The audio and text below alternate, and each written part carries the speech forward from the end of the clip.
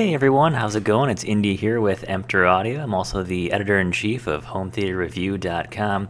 Well, today we're taking a look at the, pretty sure it's pronounced Eytse. I think that's how it's pronounced. It's E-Y-T-S with a backwards E on this thing. It's a regular E, you know, on their website, of course. But pretty sure it's pronounced Eytse. I mean, that would make the most amount of sense there. But this is their P60 audio amplifier. And this thing is, I mean, at first glance, it seems pretty run-of-the-mill. You know, looking at first glance, you look at the specs, you're like, yeah, pretty run-of-the-mill here. But they're really trying to kind of push something a little bit different, kind of give you a little bit extra bang for the buck on this amplifier. That's kind of my takeaway on this. First thing you're going to notice, and I always like to clear this up really quick on a lot of these Class D amplifiers, is they're going to claim, you know, it can do 300 watts by 2. Yeah, it kind of can, but there's some asterisks there. You need, of course, a bigger power supply than the one included in the box. Of course, if you're going to do that, go with a higher quality power supply as well, too. That's usually kind of one of the weak sides of all these amplifiers you get. That are going to be in that sub $300 category. The power supplies are not fantastic. Now again though, if you try to push 300 watts through this thing, can it do it? Yeah, but you're going to also be running probably a lot of heat too, so I'd be careful about doing that. I would say run the standard voltage power supply, just get a better quality one. If you ask me what I would do on that, that's what I would do. Now this thing does have Bluetooth, RCA, of course, inputs. That's nothing new, of course. You can do things like upgrading your interconnects is always a great way to get better sound here and there on some of these amps.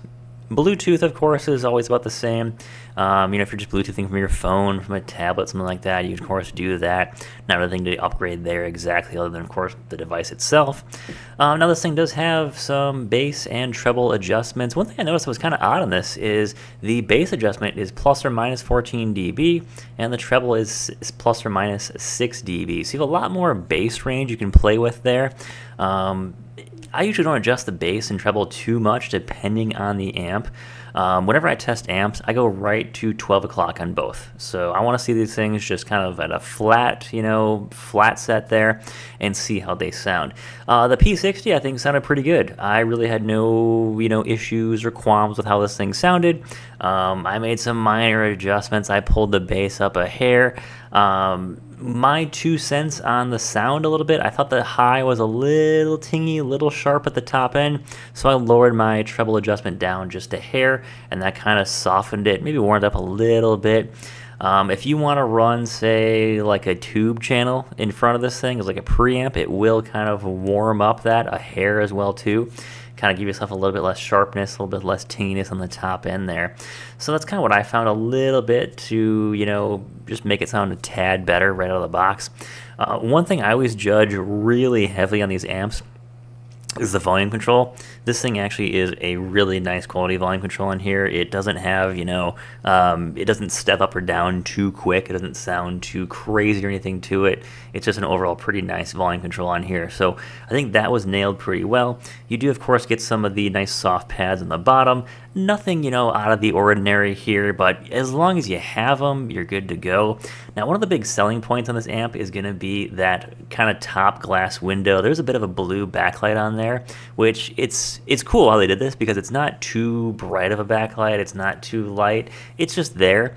I do wish there was a way to disable that backlight. It would be nice. I know a lot of people don't like the backlight, or you want to disable it, or even having a different color. I know some brands have offered like an orange or a blue option there, so you can kind of change that if you want.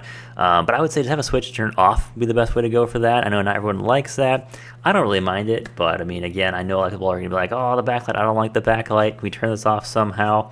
Some people might even just pop it open and disable it that way too. But just having a switch for that, that would be a great way to kind of improve that just a tad, you know, small improvements there. On the backside, nothing out of the ordinary here. We got the power supply input. I love these little, I don't know if there's a name for them, but you know, they're the 5-way binding posts. But these are kind of like the mini versions, mini 5-way binding posts, I guess you could say there. So I love these things, of course. I always love to judge the backs on these things. How cramped is all the stuff back here? These are actually pretty nice. Everything is laid out nicely. It makes sense, the layout in the back here. It's not too cramped. Some of these things, you know, if you got A and B speakers, these 5-way binding post can get pretty cramped pretty quick. That's always a downside there. RCA inputs on the back here are nice spacing on here. They're decent quality. I don't really see any issues on the back here at all. So that's pretty much the overall package of the P60. Listening to this thing, yeah, it's Class D, you know, of course. It's going to be really what you're looking for. I found this amp to be very balanced. I don't like using the word, you know, like neutral too often. It doesn't really mean anything to me a lot of times. But I didn't really find anything that was like, this thing doesn't sound that great. I also didn't find like this thing is absolutely amazing, blows me out of the water. But at the price point for this thing, what you're going to find this thing at for around 140 bucks. Let me check the current Amazon pricing on this thing right now. 120 bucks, and there's a $30 off coupon. So you're getting this thing for under 100 bucks, which is honestly not a bad deal. When it comes to these, and again, I don't like using the word either, chi-fi, but it kind of honestly is. When you get a lot of these chi-fi amps, there are some big jumps in quality. When you go from sub 100, you go from 100 to 200, 200 to 300, you're going to see some pretty large jumps in quality. Now, if you're just using this as like a desktop amplifier, it's going to be a lot harder to discern that quality between those price points.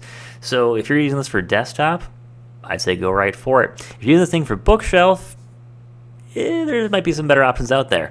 But for the most part, I think for a lot of bookshelf, you know, very near field listening scenarios, desktop scenarios, this thing's going to do absolutely phenomenal. So, you know, make sure you're keeping yourself within check of, hey, what can this thing actually do? What can it not do? You know, so you're not, you know, getting yourself hyped up too much, this thing saying, having, you know, too much of a expectation for this amplifier there. So there's always that to be on the lookout for. Of course, you know, when you want to listen to this thing and you want to really hear it, so I always like to start at a really low volume, kind of listen to how it sounds. Of course, you can hear any of the little bit of buzzing in there. Mine didn't have any buzzing or anything in there. And again, to upgrading the power supply, that will help out quite a bit in a lot of these amplifiers. Get a nice quality power supply. You, of course, eliminate buzzing. Of course, if you don't have a ground loop, again, you know, if you know how to get rid of a ground loop, you'll be a lot better off too. But I don't have that issue. And so I think this thing sounded pretty good at low volume. But yeah, I think the P60 does a good job at what it's trying to achieve. Is there room for improvement? Of course. I think the sound quality is definitely there. Build quality is definitely there. But, you know, there is a sea of these options out there for amplifiers. So, of course, there's plenty of options out there. You can definitely find pretty much what you're going for. 90%, you know, what you want, you can pretty much find now in a lot of these amplifiers.